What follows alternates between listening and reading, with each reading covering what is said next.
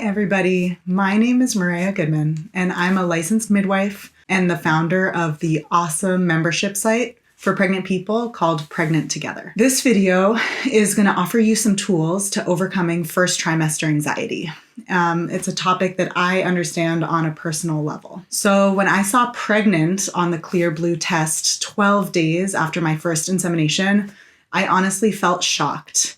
Even though we were both midwives specializing in fertility care, neither my wife nor I had expected me to get pregnant on our first try. After the initial shock wore off, joy started to seep in, and we took a photo in the bathroom with our two older kids, the 2-year-old clutching the pregnancy test in his little hands.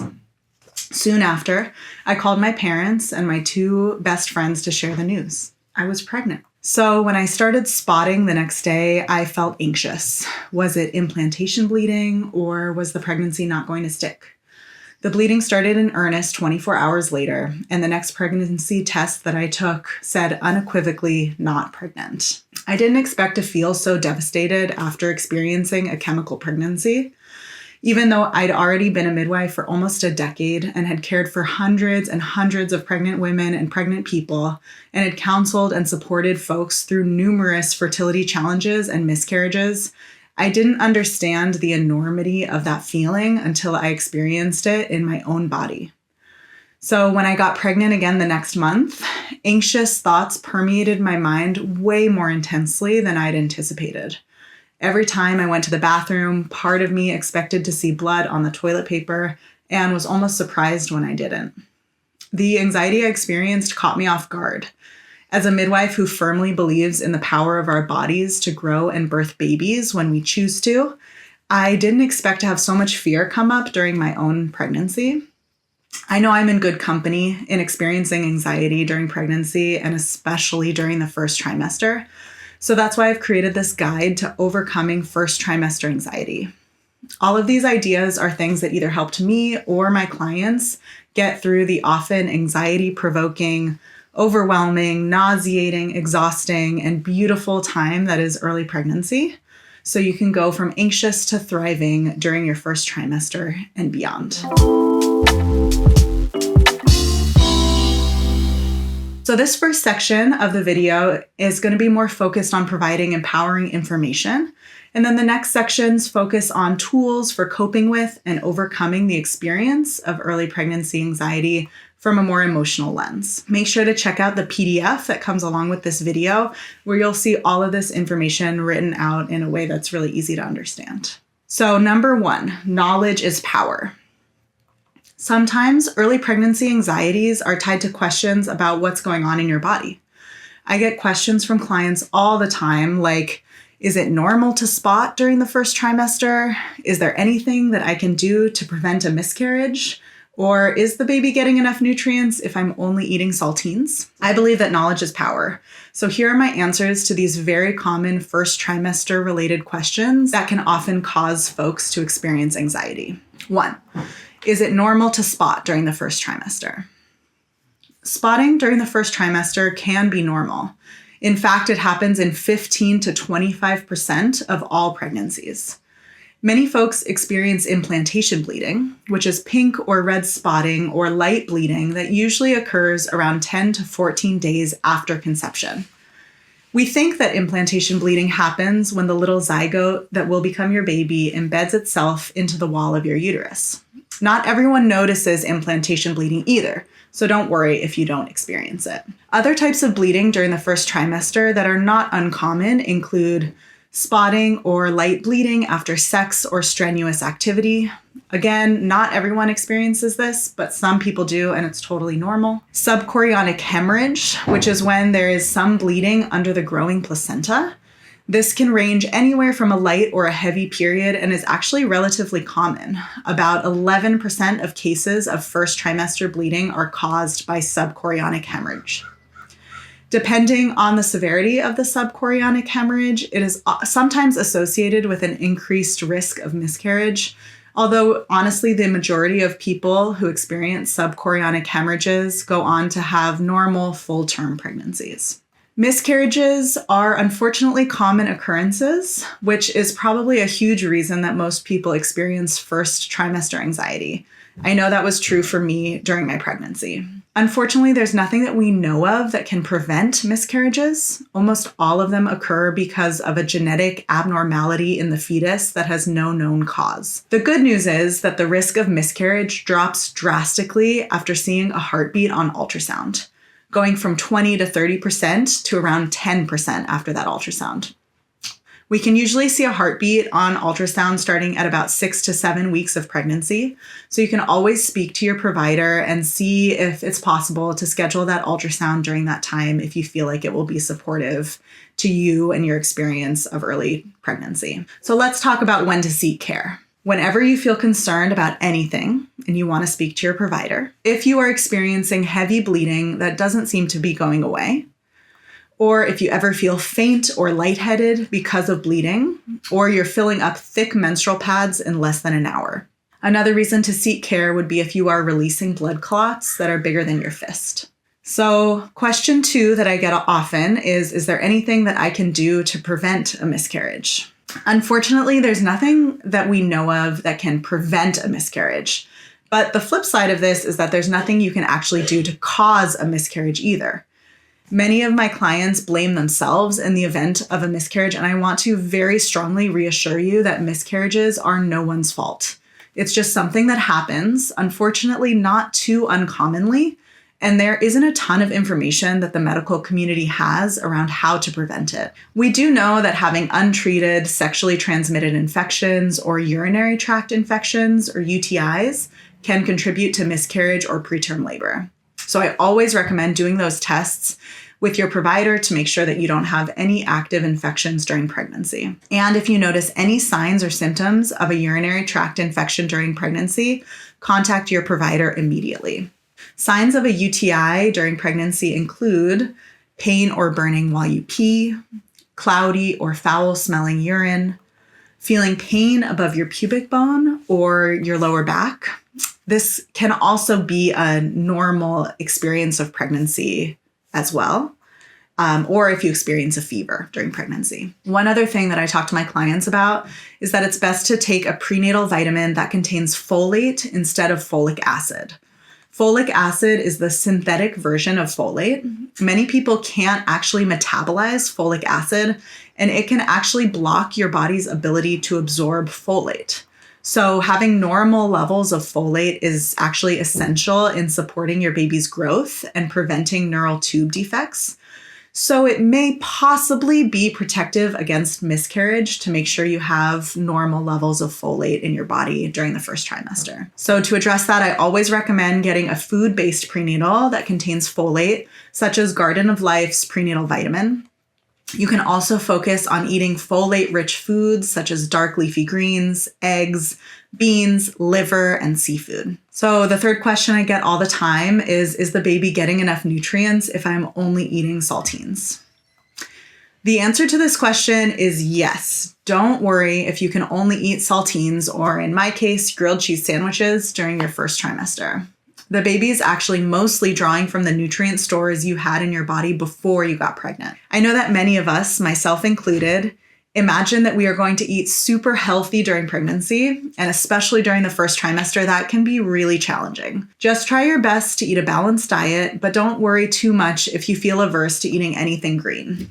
Babies are profoundly resilient, and most people are able to eat a more balanced diet beginning in the second trimester. So I hope that this information offers a clearer map to some of the common first trimester concerns.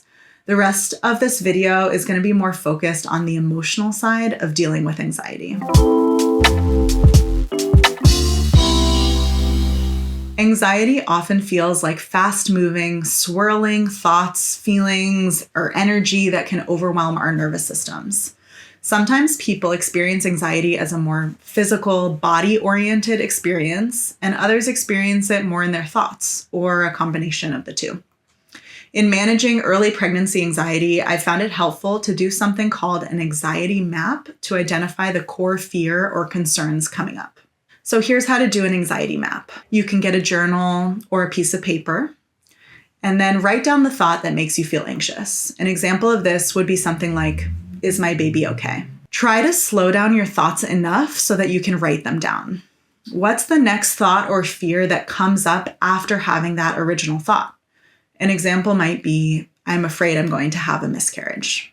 Keep going. What comes up after this thought? An example of this from my own experience might be, I would lose something that I really want, and that would be grief. So I recommend, if it feels comfortable to you, to try to continue to do this exercise, writing down each thought on this anxiety map until you get a sense of the core feelings that your anxiety stems from. You may want to do this multiple times, or you may notice that there are multiple branches of your anxiety map. One thought stream that may take you to grief, another may take you to fears about becoming your mother, or something else entirely. Be gentle with yourself when doing this exercise. I know it can be intense, and it does take courage to be willing to explore your feelings in this way. In my experience, this is a helpful tool because it helps ground your anxious thoughts and helps you understand the root of where they come from and takes some power away from them. Once you have a sense of the core triggers and feelings related to your anxiety, send that part of your self-love. I promise you that you are in good company with millions of other pregnant people who have experienced similar feelings. With a clearer sense of the core feelings involved, you have a good shot of being able to attend to and heal them. Some of my clients have also benefited from creating affirmations, which is just a simple phrase that you can say to yourself to soothe your own fears. Something like, my baby is healthy, or my body is doing a good job, or I know whatever is happening is part of my life's purpose. These are some examples of phrases that might resonate. Also, if you feel really triggered or overwhelmed during this anxiety mapping process, maybe just pause and consider doing this with a therapist or a counselor or a trusted friend. It's not for everybody, and always make sure that your nervous system feels like it is in agreement with all of these practices that you're doing. So this is why I'm going to offer a lot of other tools, and you can pick and choose whatever resonates the most with you. So these are some tools and suggestions that have supported many people in overcoming first trimester anxiety, and to be honest, anxiety in general. I recommend choosing one or two that resonate with you the most and focusing on them for a week. If it doesn't feel right, or you feel ready for another one, you can choose a different one or two to focus on the next week. Meditation has been practiced by humans for centuries across many cultures. Much of what we understand about meditation today has roots in meditation practices originating in India, China, and Japan. There are so many benefits to meditation, and reducing anxiety is a big one. And there are also so many ways to meditate. I personally like guided meditations. You can find tons of options on YouTube or for free at places like insighttimer.com or even SoundCloud. Alternatively, you can practice meditation yourself. I recommend getting into a comfortable position and using your timer. I like to start with something short, like 10 or 15 minutes, because I know, okay, that's a doable amount of time for me as a not super experienced meditator. Then personally, I like to place one hand on my chest and another one on my belly. Then you can gently bring your attention to focus on your breath in and out, letting your thoughts go as if they're floating down a river. I've also provided a few links for guided meditations specifically for pregnancy anxiety in the PDF that goes along with this video.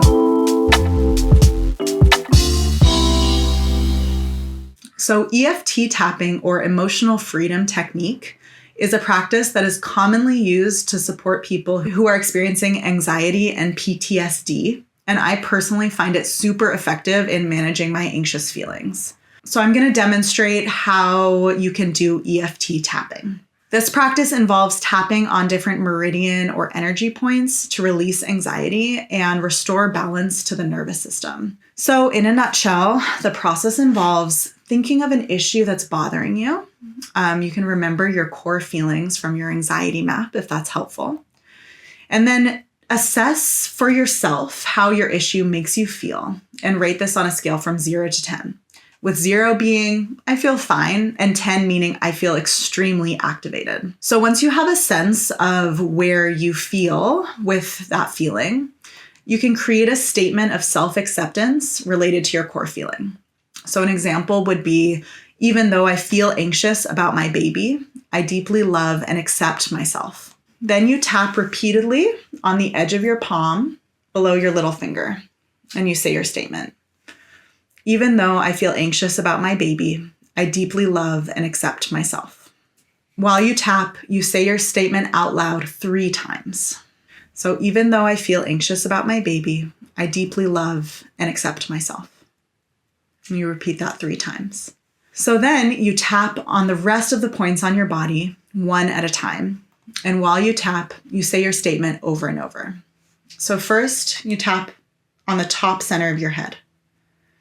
Even though I feel anxious about my baby, I deeply love and accept myself. Then you tap on the inside edge of one eyebrow. Even though I feel anxious about my baby, I deeply love and accept myself. Then you tap on the outside edge of one eye and say your statement. Even though I feel anxious about my baby, I deeply love and accept myself. Then you tap on the bone underneath one eye. Even though I feel anxious about my baby, I deeply love and accept myself. Then you tap between your nose and your upper lip. Even though I feel anxious about my baby, I deeply love and accept myself. Then you tap between your lower lip and your chin. Even though I feel anxious about my baby, I deeply love and accept myself. Then you tap beneath one collarbone. So you find the notch beneath the inside edge of the collarbone and tap there. Even though I feel anxious about my baby, I deeply love and accept myself. Then I like to tap in the middle of my chest. Even though I feel anxious about my baby, I deeply love and accept myself. Then you tap under one armpit, about 4 inches below your armpit. Even though I feel anxious about my baby, I deeply love and accept myself. So after doing that process, you stop and re-measure how you feel about your issue. I often find that doing this process helps my anxiety level drop by at least 3 or 4 points. You can also repeat the steps if needed, and you can practice it as many times as feels helpful. And they've studied this, and it really, really works well for reducing feelings of anxiety. Okay, so another tool is exercise. Regular exercise has amazing benefits for our bodies and minds, and it's been clinically proven to improve anxiety. But let's be real, often exercise is the last thing people want to do in early pregnancy when they're often feeling nauseous and exhausted. Early pregnancy is not the time to take up CrossFit or start running marathons. But there are some gentle, accessible forms of exercise that might have a major impact on helping you overcome early pregnancy anxiety. Try walking for 15 to 20 minutes, doing prenatal yoga, doing 10 minutes of light weight training, or practicing Qigong. In the PDF that is attached to this video, there's a 15-minute Qigong practice for reducing anxiety that honestly really works. And there's also a link to a video of a 30-minute yoga practice specifically for reducing anxiety.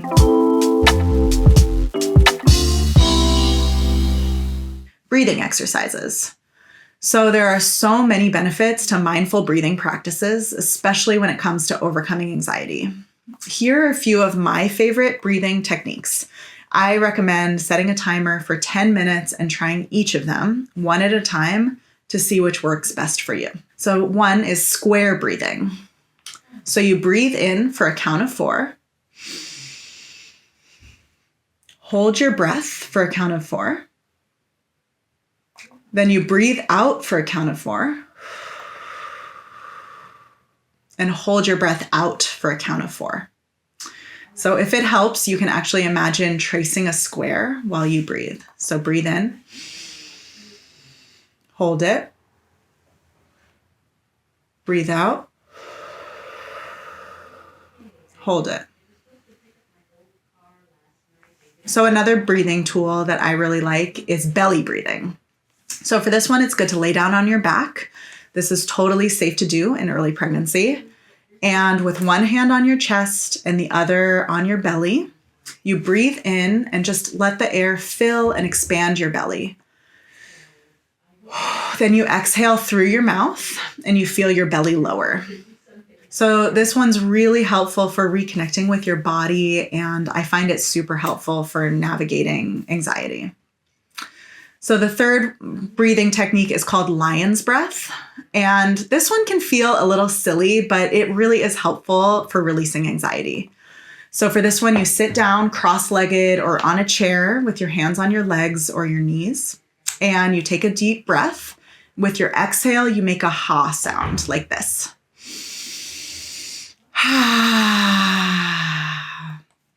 You can open your mouth wide and stick out your tongue if it feels good. This one I like to do in private, but it really, really does work.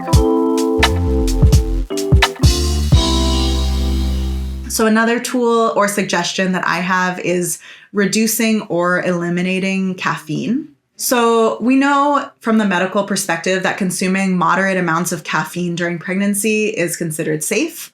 And drinking caffeine while experiencing anxiety is something like throwing gasoline onto a fire. Since anxiety is often linked to an overactive nervous system, and caffeine also stimulates our nervous systems, reducing or eliminating caffeine may be helpful in overcoming first trimester anxiety. If you're a coffee drinker, consider switching to decaf or trying an herbal coffee substitute like Dandy Blend, which has the added benefit of being great for your liver.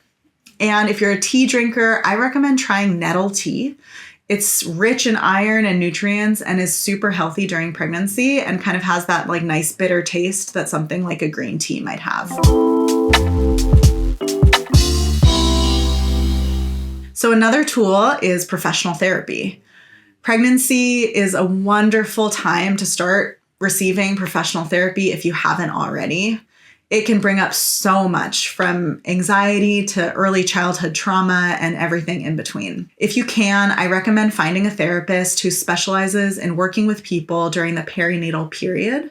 It can be helpful to have somebody supporting you in this way during the intense experience of gestating a human being. I also know that a lot of folks don't have access to therapy, but there may be creative options to accessing mental health services that are covered by your insurance or places that offer sliding scale, community-based mental health support. As I mentioned above when talking about anxiety mapping, I have found journaling to be such a powerful tool in overcoming anxiety. When you let yourself freely write down your thoughts and feelings, you can express yourself without judgment. Sometimes it feels like a literal weight is being lifted off of me when I journal. So if you're new to journaling, I recommend finding a quiet place and trying to suspend judgment while you write. Just let the words come. Don't worry about your handwriting or your spelling. This is a really powerful tool for letting go of thoughts and feelings that you don't need to carry anymore. Sometimes it can also be powerful to burn what you write in a safe way. You can put a candle inside a big metal bowl and then burn the pages in it, symbolically letting go of whatever feelings aren't serving you anymore. So let's face it, sometimes you need to resort to distraction techniques to get through some of the rough times. This can be a good time to binge watch that Netflix series you've had your eye on or to download that audiobook series that your friend recommended. I do, however, recommend protecting your mind and psyche from scary things during your pregnancy, so maybe save those horror movies for another time. Another suggestion is normalize your anxiety. I feel like it's really important to mention that there probably isn't a way to entirely eliminate anxiety from your experience of early pregnancy or your life in general. It's okay to feel anxious and to have fears and concerns. That is perfectly normal. You're in good company and there's nothing wrong with you for feeling anxious. The tools I mentioned here are meant to support you to be able to enjoy your pregnancy and not be totally overwhelmed by anxiety. But it's not realistic to expect yourself to never be anxious. You're a human, and there's so much unknown during this phase of life, which is part of its magic, but it's also scary. And that's okay. One thing that I'm learning is it's not about like getting through the challenging experience and being past it. It's about building our internal resilience to handle it.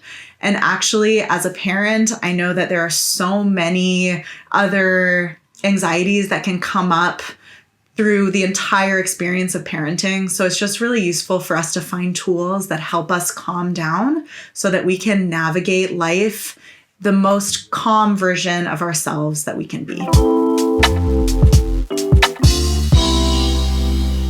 So another suggestion is to get good care.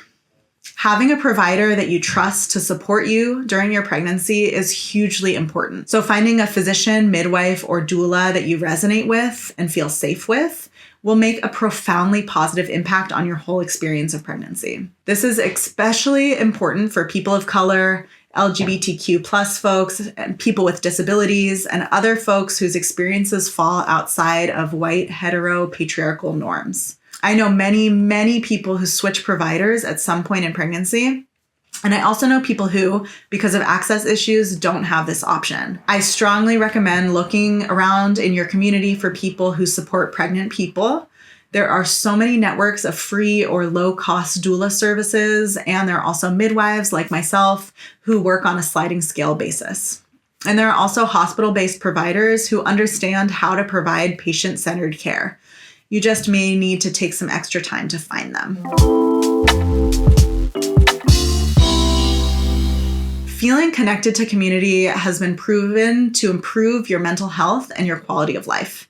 You really don't have to do this alone.